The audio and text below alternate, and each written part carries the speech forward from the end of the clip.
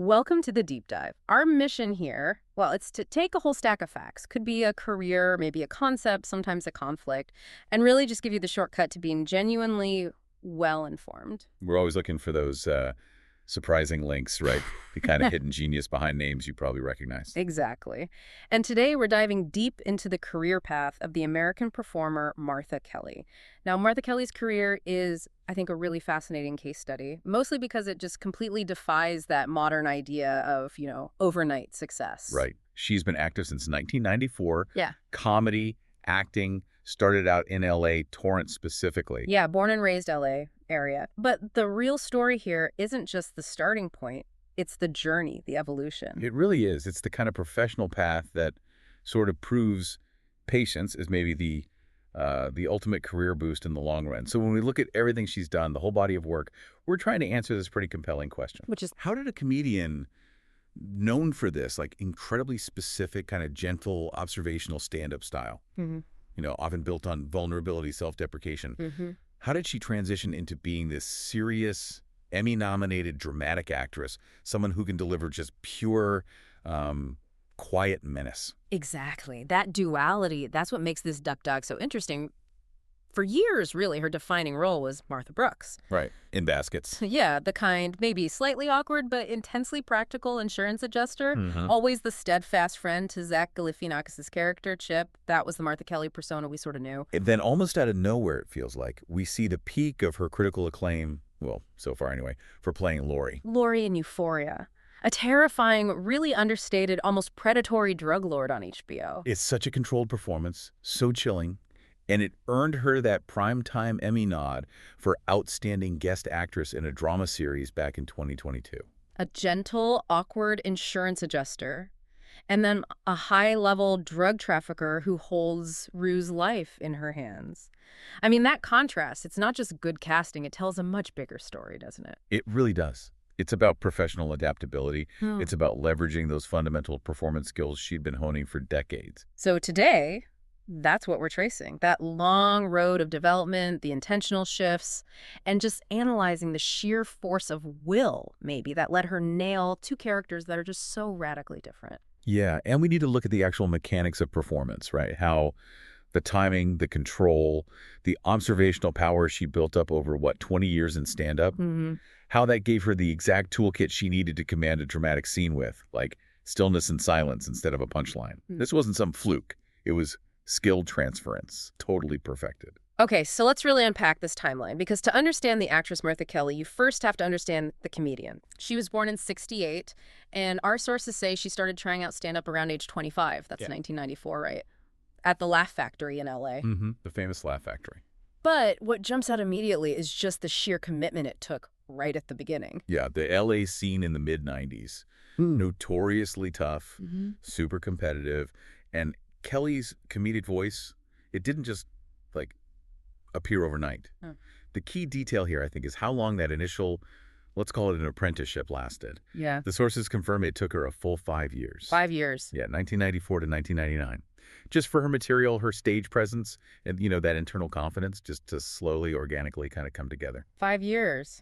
In any job, that's a significant chunk of time. But in comedy, where the pressure to be funny right now just burns so many people out, that 5-year dedication is, it's monumental. Totally. It clearly wasn't about getting instantly famous. It was about the daily grind, finding her voice. Working the circuits, dealing with, let's be honest, the brutal feedback from crowds sometimes. And just systematically tweaking every joke, the rhythm of every sentence. And think about the psychology of that time. Every single comedian has to bomb. Those early years are defined by failing and trying again, iterating. Right. If you actually survive those 5 years, you haven't just developed jokes. You've developed this kind of almost impenetrable confidence that's built on just surviving public vulnerability night after night. It's like she was putting in her 10,000 hours of public performance practice before she even got close to the major leagues. Exactly. Yeah. And that slow burn development. Yeah. That's absolutely crucial for understanding her later dramatic control, that patience, that stillness. do wonder, though, was the LA scene maybe just too saturated for her specific style? Because the sources show her real breakthrough didn't happen there. It happened after she moved. That's a great point. She really popped up strongly on the comedy stages in Austin, Texas around the fall of '99, and that timing coincided with the HBO Aspen Comedy Festival auditions being held there. Why Austin, do you think? Well, Austin, especially around the late 90s, early 2000s, it had this really vibrant comedy scene, but maybe a little less commercially driven than LA or New York back then. Okay. So that environment might have just been a much better fit for her very specific style, what we're calling that observational slow burn approach. Right, the deadpan delivery, finding humor and anxiety or just mundane stuff. Exactly. It rewards a patient listener. Yeah. LA often demands that high energy thing, right? Yeah.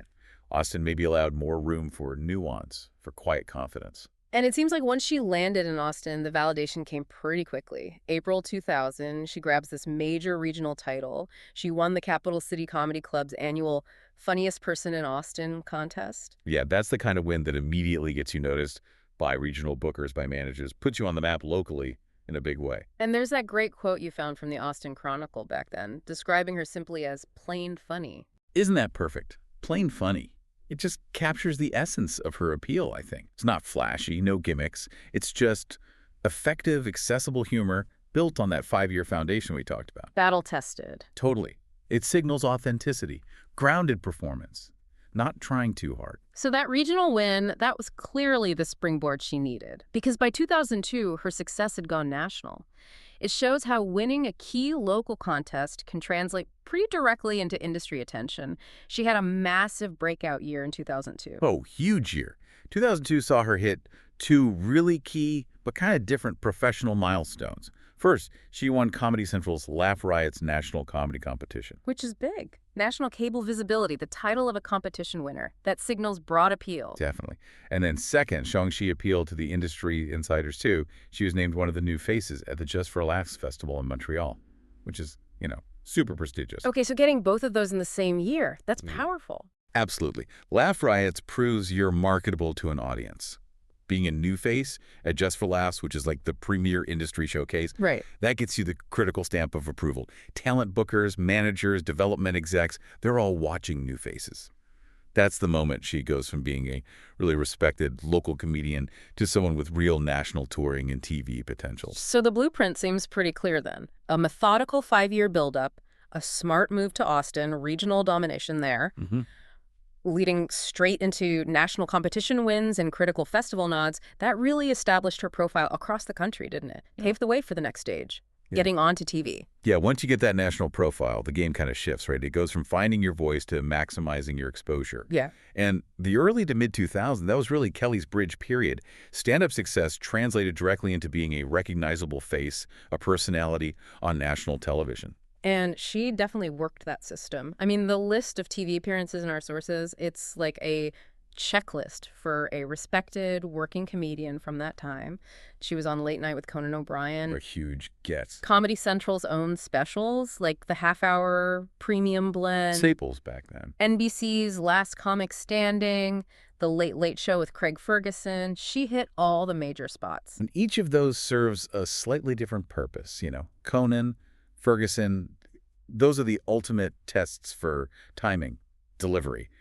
You need a perfectly honed 5 to 7 minute set to grab that late night audience. Totally. The Comedy Central specials, they solidify your reputation with actual comedy fans, give you material for touring, maybe a CD or DVD back then. And we should remember these appearances, they're way more than just getting your face out there. In Hollywood, especially for someone with her kind of understated delivery, those TV spots are basically the ultimate audition tape. That's exactly right. They prove you're reliable, you can memorize and deliver material perfectly under huge pressure, and you have a unique stage presence that translates to the camera. Precisely.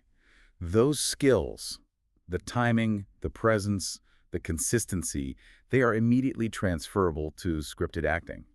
A director sees someone land a complex, subtle joke on national TV and thinks, okay, That person can deliver dialogue. They can hold focus. Which brings us right to that pivotal moment, the transition point. And it's actually surprisingly late in her career, isn't it? After decades doing stand-up, she makes her acting debut in January 2016. Yeah, decades. And what's really key here is how it happened. It wasn't through some traditional casting call. It was a personal connection, paying off years down the line. That's the comedy world network effect in action right there. She was asked by her longtime friend, Zach Galifianakis, Right. to co-star with him in his big FX series, Baskets. That just bypasses the usual, often brutal Hollywood casting process. It really emphasizes the value of keeping those professional relationships going over the years. But wasn't that a massive risk for Galifianakis? I mean, casting a basically unproven screen actress in such a central anchor role, it says a lot about the trust he must have had in her, just her raw performance ability. Well, what did he see? I think he saw reliability, authenticity, control. Galifianakis himself, he understands that kind of understated observational comedy. He knew Kelly's timing, her rhythm, her sort of innate trustworthiness. Okay. Her stand-up persona, vulnerable, yes, self-effacing, sure, but fundamentally grounded. That was exactly the emotional core Baskets needed to kind of anchor Chip Baskett's chaos. He wasn't casting a caricature. He was casting an emotional center for the show. And it wasn't just the small part, a guest spot. She co-starred as Martha Brooks, the insurance adjuster, Chip's friend. The commitment was huge. 40 episodes between 2016 and 2019. 40 episodes. That's an enormous commitment for a first real acting gig. Totally. This is where that long-developed stand-up skill set really had to pay off in a sustained way. Absolutely. It required her to maintain character continuity week after week, work consistently with high-level writers, directors, hold a significant presence on screen opposite, Louis Anderson and Galifianakis. Big talents. Huge. Yeah. And her stand-up background made her a master of understatement, right? She never had to, steal a scene. She just had to react authentically. Let her timing deliver the emotional beat or the quiet joke. The Martha Brooks character.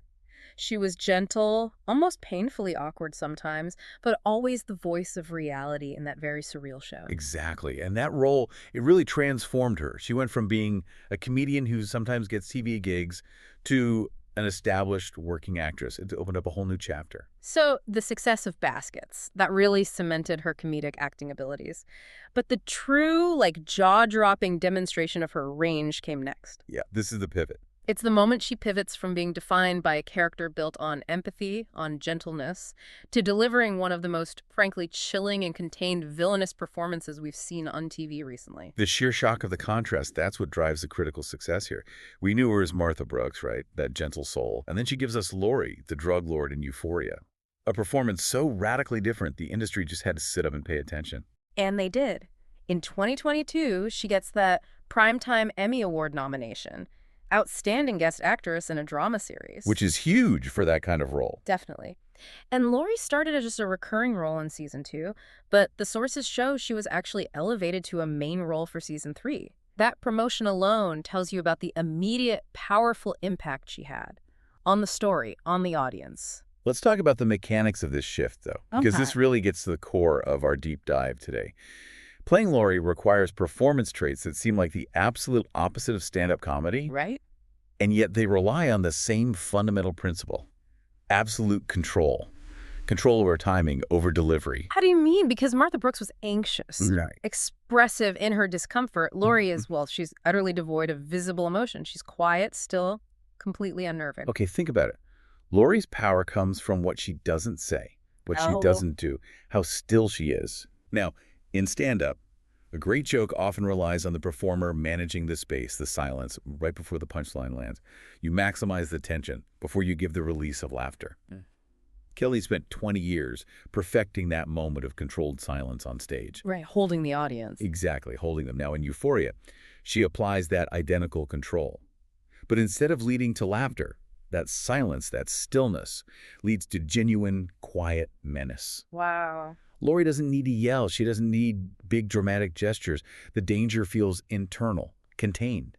That stand-up skill of using stillness to focus the audience's attention, which you absolutely need when your style is plain funny, she repurposes that here. Stillness becomes a weapon of intimidation. You're just waiting for her to move, waiting for her to speak, and that hesitation, that lack of reaction, is terrifying.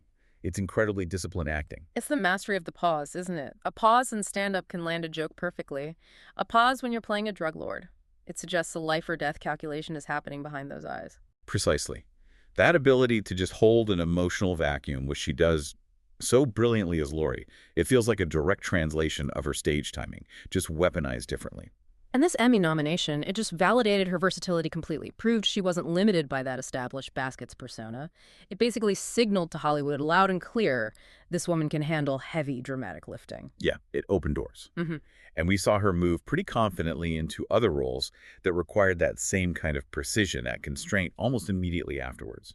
Like in 2022, she took on a pretty significant historical role, playing Rosemary Woods in Gaslit. That was the limited series about Watergate. She was in 5 episodes. Playing Rosemary Woods, Nixon's secretary. That's an interesting contrast even to Euphoria. Laurie's pure invention, right? Yeah. A fictional, terrifying creation. Woods is a known historical figure. Tied to the infamous 18-and-a-half-minute gap on the tapes. Exactly. So that role requires her to completely minimize her own recognizable persona, her comedic timing, and instead embody this specific, quite constrained historical figure. You need accuracy. Yeah, you have to be precise. Avoid caricature, but still capture the essence of a known public figure. Again, those observational skills you hone in, stand up, watching people, picking up their tics, their mannerisms, presenting them with that kind of dry accuracy seems essential there too. Totally. And let's not forget her dipping into high-concept fantasy as well, playing Zoria Utrenia in American Gods for a couple of episodes back in 2017 and 2020. Right, grounding these complex mythological stories. All these subsequent roles, they just proved that the jump from Baskets to Euphoria wasn't a fluke. It was built on real, demonstrable, transferable range, not just getting lucky with one great part. So what becomes really clear when you look at the whole picture is that Martha Kelly isn't just, an actress who used to do stand-up. She's become this professional utility player. She seems comfortable across basically every medium available to a performer today. Totally. Blockbuster films, Yeah. intimate indie dramas, and yeah, that highly specialized world of voice acting too. Her filmography alone, it's like a masterclass in managing scale, isn't it? She can just seamlessly navigate these huge studio productions and then shift to the really nuanced world of auteur-driven projects. Yeah, look at the difference in scale between, say, her role in Spider-Man, Homecoming back in 2017, and something like Marriage Story in 2019. Spider-Man, she plays a tour guide, right? It's a small part, memorable, definitely a comedic beat, basically one scene. Right. The challenge there is delivering this high-impact performance in minimal screen time. You got to inject humor into this massive Marvel Cinematic Universe machine. Exactly. It requires immediate, like high-definition characterization. Yeah. Precision timing. You have to be able to work within the constraints of a huge, fast-moving set. You show up, you deliver the exact comedic energy the director needs, and then you're gone. That efficiency. It's honed from years of stand-up touring, right? Where you have maybe 5 minutes to win over a brand new audience. Yeah. Makes sense. Now, compare that to Marriage Story. Noah Baumbach, heavy dialogue, prestige indie drama. She played Nancy Katz. That demands a completely different energy. Totally different. Intimacy, focus on dialogue, collaborating with actors like Adam Driver, Scarlett Johansson, on what was probably a tiny, quiet set. This contrast is key, I think. The Marvel set needs technical precision, dealing with cameras, franchise stuff. The Baumbach set needs deep emotional immersion, vulnerability, and she proves she can operate effectively in both spaces. Suggests a lack of ego, maybe? A real professionalism about the material itself. Doesn't matter what the budget is. Yeah, and we also see her in things like Corporate Animals in 2019 as Gloria, and more recently, Sitting in Bars with Cake in 2023 as Ruth. These are those solid supporting roles that need grounding, relatability, something her plain funny persona just nails. Exactly. But we definitely have to emphasize her versatility doesn't stop with live action. There's this whole other really demanding and increasingly significant part of her career, voice acting. Which requires a completely different skill set again. Right. Totally. Voice acting demands you convey everything, character, emotion, setting just with your voice. You lose the physical presence, the body language, the costume. Yeah. All those tools she used so effectively, say, as Laurie in Euphoria. So the voice itself has to do all the work? Pretty much.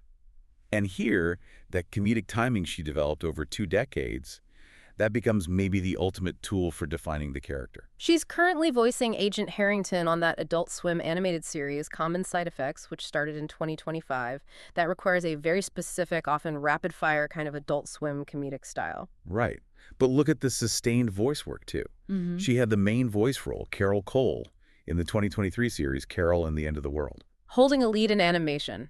That's demanding. You're the consistent emotional anchor for the audience, purely through vocal performance, selling the whole character arc with just your voice. Absolutely. Yeah. And maybe the most extensive work she's done in this area is her recurring role as Bethany in The Great North.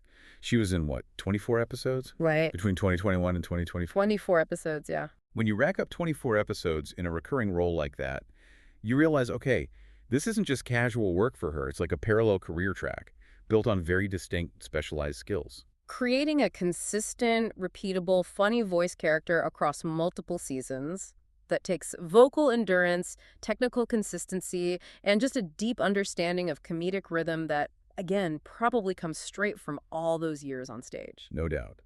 And then finally, we should just acknowledge her continued presence on the guest star circuit, because these roles often feel like artistic reunions, almost, linking back to that comedy community that really launched her acting career in the first place. It feels like a sign of being really deeply respected by your peers, doesn't it? When you look at her guest roles, they kind of track the current landscape of prestige comedy. She popped up as Barbara in Hacks in 2022. Great show. As Martha in that brilliant mockumentary What We Do in the Shadows in 2023. Perfect casting there. And roles in other big shows like Grace and Frankie, Will and Grace, American Auto. These are shows where timing is everything. The creators, the showrunners, they know if they bring in Martha Kelly, they're getting a guaranteed, perfectly delivered comedic beat, or maybe an unexpectedly grounded character moment that just elevates the whole scene. She's that reliable player you call when the script needs that kind of understated excellence. And her career trajectory is clearly still active, still moving forward. We see her name attached to upcoming projects. Poetic License, that's in post-production for 2025. And the much-talked-about Coyote versus Acme, slated for 2026. Yeah, the consistent flow of work across all these genres, it just confirms that the bridge she built between comedy and drama is now fully cemented. She's just a versatile working actor, period. Okay, so if we try to synthesize this whole journey of Martha Kelly, a career now spanning 30 years, what we really see is maybe a template. A template for sustained professional success that's built on methodical effort, not viral luck. Yeah, it started with that absolutely critical, patient 5-year development phase, 94 to 99, followed by dominating regionally in Austin, then grabbing those national competition wins. That foundation, that hard-won credibility, and those long-term professional relationships, like epitomized by that call from Zach Galifianakis, it didn't just launch a second career for her. It gave her the refined tools she needed to succeed in dramatically different fields. Her career really demonstrates that if you intensely focus on core skills, timing, control, character observation in one area, like stand-up, it can genuinely unlock critical acclaim in a totally different one, like dramatic acting. Her adaptability is just stunning, really. Moving from the compassionate, vulnerable center of someone like Martha Brooks to the chilling, contained menace of Laurie in Euphoria. And doing all that while maintaining a prolific voice acting career and moving seamlessly between, like, Marvel blockbusters and quiet indie dramas. It proves that when that big industry opportunity finally comes knocking, you have to have those deep professional chops developed over years and years to actually stick the landing with that kind of Emmy-nominated precision. Which raises, I think, an important question for you, the listener, to kind of mull over after this deep dive is done. Okay. If Martha Kelly's plain funny stand-up style relies on perfect, subtle control to make an audience laugh, often at an uncomfortable truth, how much of that fundamental skill, that command over the stage, the voice, the silence, is intrinsically linked to the terrifying, contained performance needed to play a character who embodies pure, quiet malice? Think about how the rhythm of a punchline uses silence to build comedy, right? And how that might directly inform the rhythm of a predatory threat, which uses silence to build fear. Is high-level performance control just a universal skill, maybe? Regardless of the emotional output, something to think about.